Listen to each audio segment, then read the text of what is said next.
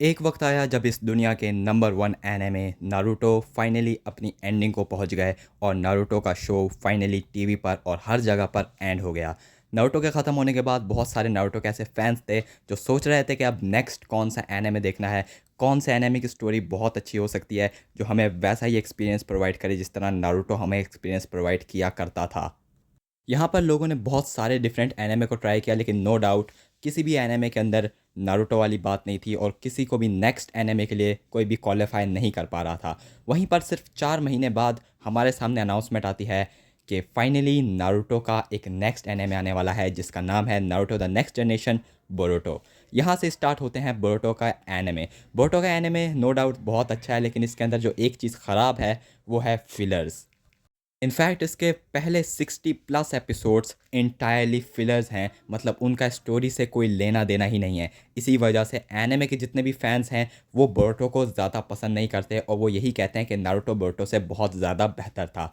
On the other hand हम बात करें अगर मांगा की, तो मांगा वाले बोरुतो को बहुत ज़्यादा पसंद करते हैं। इनफैक्ट बोरुतो बहुत ज़्यादा वक्त नंबर 1 के ऊपर मांगा रहती है। इनफैक्ट बोरुतो की कंप्लीट मांगा भी इस वक्त मांगा प्लस के ऊपर नंबर 1 रैंक करती है। इसकी वजह यह है क्योंकि उसके अंदर कोई फिलर नहीं है और अनडाउटली नारुतो की स्टोरी से बेटर हमें एक्सपीरियंस बोरुतो की स्टोरी प्रोवाइड करती है, क्योंकि नारुतो की भी नेक्स्ट जनरेशन है।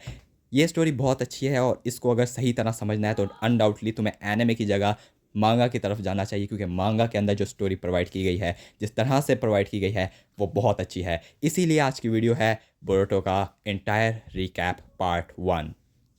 बोरुतो के अंदर जो स्टोरी हम इस वक्त देख रहे हैं, ये स्टोरी एक्चुअली में पहले ही हो चुकी है। मतलब बोरुतो ये कहानी हमें सुना रहा है, अपनी ही कहानी हमें सुना रहा है, मतलब नरेशन कर रहा है। ये ऑलरेडी हैपेंड हो चुकी है। बोरुतो की इस कहानी के अंदर हम लोग देखते हैं कि बोरुतो एक जगह पर बैठा होता है जहाँ पर हम लोग देखते हैं कि बोरुतो का फर्स्ट पॉइंट मेंशन किया जाता है, जहाँ पे हम लोगों को पता चलता है कि बोरुतो का फादर नारुतो बोरुतो के ऊपर कभी भी ध्यान नहीं देता और उसको कभी भी अपने बेटे की तरह ट्रीट नहीं कर पाता, क्योंकि वो इस वक्त होकागे बन चुका है। होकागे बनने की वजह से नारुतो के ऊपर काफ़ी ज़्यादा रिस्पॉन्सिबिलिटीज़ हैं पूरे विलेज की, जिसके बाद बोरुतो फाइनलाइज करता है कि उसके अपना बाप से कोई लेना देना नहीं है, वो अपनी खुद की एक जनरी स्टार्ट करेगा। अगले पैनल के अंदर हम नई टीम 7 को देखते हैं जो अपनी नई जनरी स्टार्ट कर रही थी और वो एक अपने पहले मिशन में एक पांडा बेयर से मुकाबला कर रही थी। वहाँ पर हम देखते हैं कि बोरुतो अपने शैडो क्लोन जुत्सु का इस्तेमाल करता है और वहाँ पर सास्के की बेटी साडरा रिवील करती है कि वो नेक्स्ट होकागे बनना चाहती है।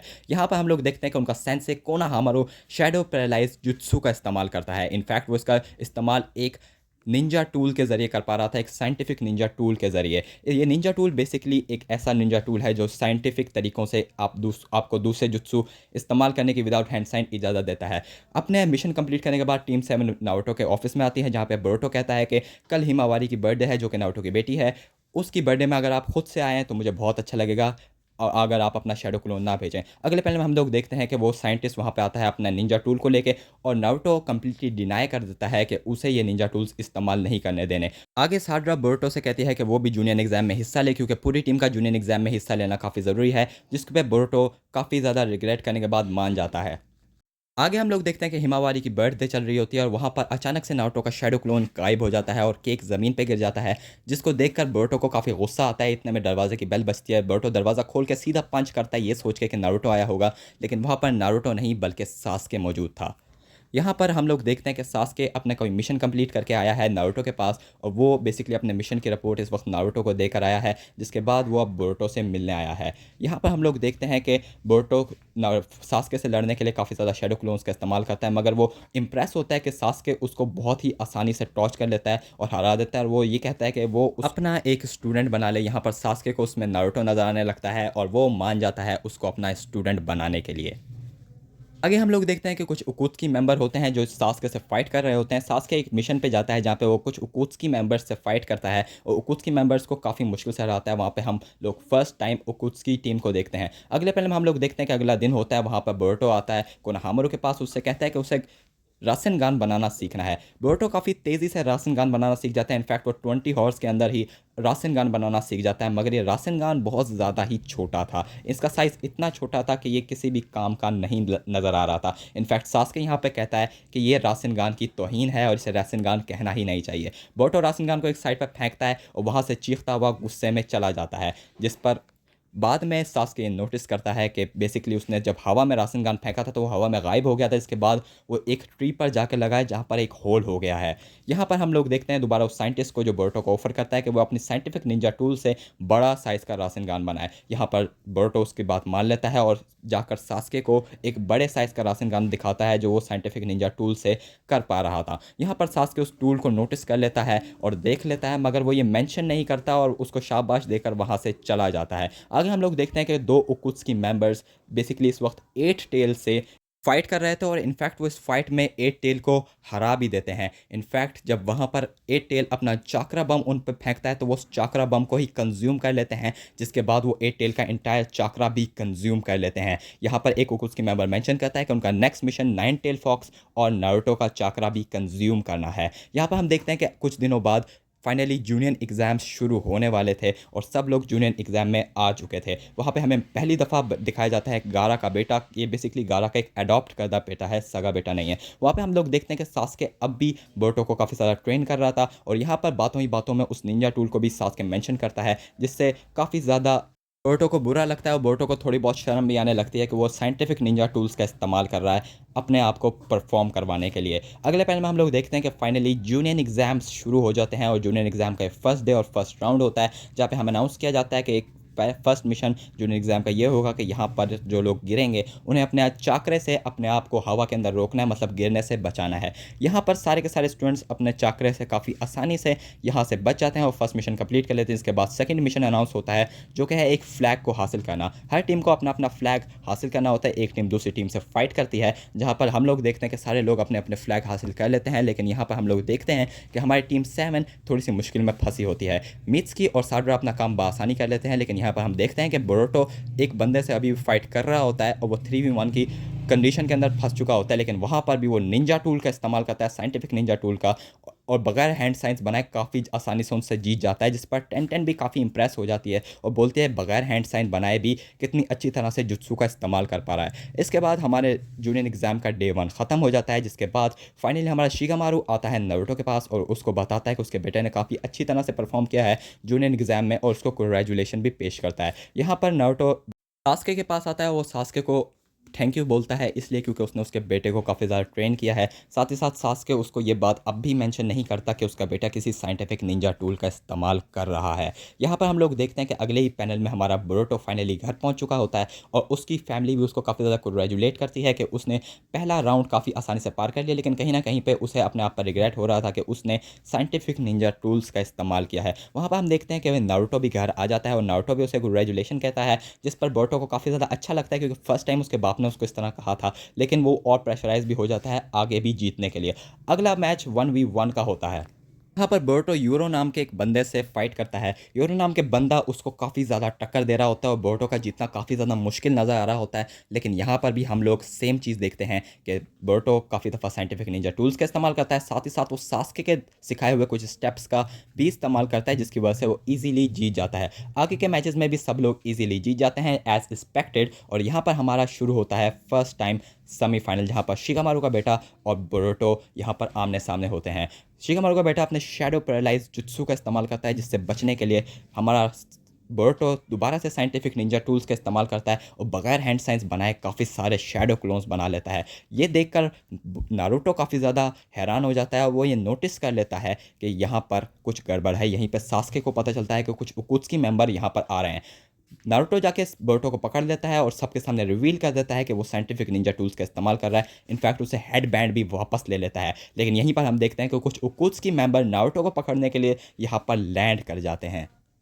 देखकर चारों तरफ भगदड़ मच जाती है, काफ़ी सारे लोग भागने लगते हैं और मोमियाशिकी से हमारा नारुतो बोरुतो को बचाने लगता है। यहाँ पर हम लोग देखते हैं कि मोमियाशिकी बड़े इजीली तमाम 9 टेल्स जितनी भी टेल्स मौजूद हैं उनके चाकरे एक ही हाथ में कंज्यूम करके उनसे एक बहुत बड़ा चाकरा बॉम्ब बनाता है, जिसको वो ज़मीन पर लैंड करने वाला होता है। यहाँ पर हम लोग देखते हैं कि नारुतो अपने फुल पावर को यूज़ करता है और अपने ऊपर उस चाकरा बॉम्ब को ले लेता है सबको बचाने के लिए। आगे लोग हम देखते हैं कि यहाँ बोरुतो की आँख एक हॉस्पिटल के अंदर खुलती है, जहाँ पर वो देखता है कि उसकी माँ यानी हिनाटा भी काफ़ी ज़्यादा ज़ख्मी है और साकुरा उसको बचाने की कोशिश कर रही है। यहाँ पर बोरुतो यहाँ से भागता है और जाता है सीधा नारुतो के ऑफिस में, जहाँ पर उसको नारुतो का एक पुराना क्लॉथ मिलता है। ये देखकर उसे काफ़ी ज़्यादा शर्म आती है कि उसने कितना गलत काम किया साइंटिफिक निंजा टूल्स का इस्तेमाल करके। और यहाँ पर हम देखते हैं कि सास्के आ जाता है और सास्के उसको अपने आप पर रिलाय करने का बोलता है। यहाँ पर हम लोग देखते हैं कि बाकी सारे कागे भी यहाँ पर आ जाते हैं, जो आए हैं नारुतो को बेसिकली सेव करने, क्योंकि वो नारुतो को अपने साथ ले गए हैं। यहाँ पर हम देखते हैं कि बोरुतो नारुतो के क्लॉथ पहन लेता है, जिसके बाद वो और सास्के और जितने भी हमारे हुकागे हैं वो चल पड़ते हैं नारुतो को बचाने के लिए एक दूसरे डायमेंशन में, यानी मोमियाशिकी डायमेंशन के अंदर। हम लोग देखते हैं कि मोमियाशिकी नारुतो का चाकरा कंज्यूम कर रहा होता है, लेकिन इसमें बहुत ज़्यादा टाइम लग रहा होता है क्योंकि नारुतो के पास बहुत ज़्यादा चाकरा है। इतनी देर में सारे काजे काके बोरुतो और सास्के वहाँ पर पहुँच जाते हैं। वो नारुतो को सेव कर लेते हैं, वहाँ से निकाल लेते हैं और सारे लोग उकुत्सुकी मेंबर्स से फाइट करने लगते हैं। यहाँ पर वो इजीली सारे के सारे उकुत्सुकी मेंबर्स को हरा देते हैं, क्योंकि उकुत्सुकी मेंबर्स किसी भी कागे के सामने किसी वैल्यू के नहीं थे, उनमें इतनी ताकत नहीं थी। यहाँ पर जो लोग बच जाते हैं वो होते हैं मोमियाशिकी, बोरुतो, नारुतो और सास्के। यहाँ पर सास्के नोटिस करता है कि मोमियाशिकी के पास बहुत ज़्यादा चाकरा है। इनफैक्ट वो निंजुत्सु का बहुत ज़्यादा चाकरा अपने अंदर कंज्यूम कर रहा है। यहाँ पर हम लोग देखते हैं कि मोमियाशिकी अपने दूसरे साथियों को यानी उकुत्सुकी मेंबर्स को एक डेविल फ्रूट बनाकर खा जाता है, जिससे उसको एक ट्रांसफॉर्मेशन पावर मिलती है। वो और ज़्यादा ट्रांसफॉर्म हो जाता है। इसके बाद वो सारे के सारे कागे को एक ही बार में बेल के रख देता है, लिटरली वो सबको हरा देता है। यहाँ पर बच जाते हैं सास्के, नारुतो और बोरुतो, साथ ही मोमियाशिकी। अब इनकी फाइट शुरू होती है कि हमारा बोरुतो एक साइड पर बैठकर सिर्फ इन्हें देख रहा था। यहाँ पर नारुतो अपने पावर्स का फुल इस्तेमाल करता है और मोमियाशिकी को काफ़ी ज़्यादा मारता है। वहीं पर हम देखते हैं कि सास्के भी इजीली मोमियाशिकी को मार पा रहा था। यहाँ पर मोमियाशिकी ये मेंशन करता है कि वो एक चाकरा मॉन्स्टर भी बन सकता है और वो इजीली एक चाकरा मॉन्स्टर में तब्दील हो जाता है। यहाँ पर हम लोग देखते हैं कि सास्के अपना सुसुनो नाइन टेल के ऊपर कंज्यूम कर लेता है, जिसके बाद सारे कागे भी खड़े हो जाते हैं। वो इजीली उसको हरा देते हैं, यानी मोमियाशिकी को हरा देते हैं। वहाँ पर हम देखते हैं कि साइंटिस्ट अपेयर होता है, वो साइंटिफिक निंजा टूल्स से हमारे मोमियाशिकी पे हमला करता है, लेकिन मोमियाशिकी उस साइंटिफिक निंजा टूल को कंज्यूम कर लेता है, जिसके बाद वो सारे के सारे कागेस को एक शैडो पैरालाइज जुत्सु में फंसा लेता है, एक्सेप्ट हमारा बोरुतो, क्योंकि बोरुतो ऊपर खड़ा हुआ था, बोरुतो को वो देख ही नहीं पाया। यहाँ पर बोरुतो चार्ज करने लगता है अपना एक रासेनगान, जो वो छोटा सा रासेनगान बनाकर हमारे मोमियाशिकी पर फायर करता है, जो रासेनगान बीच में ही गायब हो जाता है और मोमियाशिकी को लगता है कि वो उसे नहीं लगेगा, लेकिन वो फिर भी हवा में गायब होने के बाद भी उसे लग जाता है। यहाँ पर हमारा सास्के मेंशन करता है कि बोरुतो ने बेसिकली एक नए किस्म का रासेनगान बना लिया है, जिसके बाद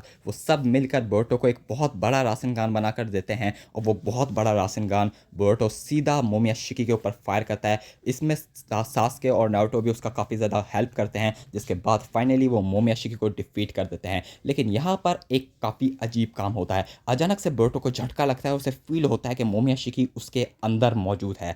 ये मोमियाशिकी यहाँ पर मेंशन करता है कि उसने बेसिकली बोरुतो की बॉडी को अपना वेसल बना लिया है, वो इसके अंदर आ गया है, क्योंकि वो जो रासेनगान का चाकरा था वो उसने कंज्यूम किया और वो सीधा बोरुतो की बॉडी के अंदर आ गया और वो अब हमेशा बोरुतो की बॉडी के अंदर रहेगा।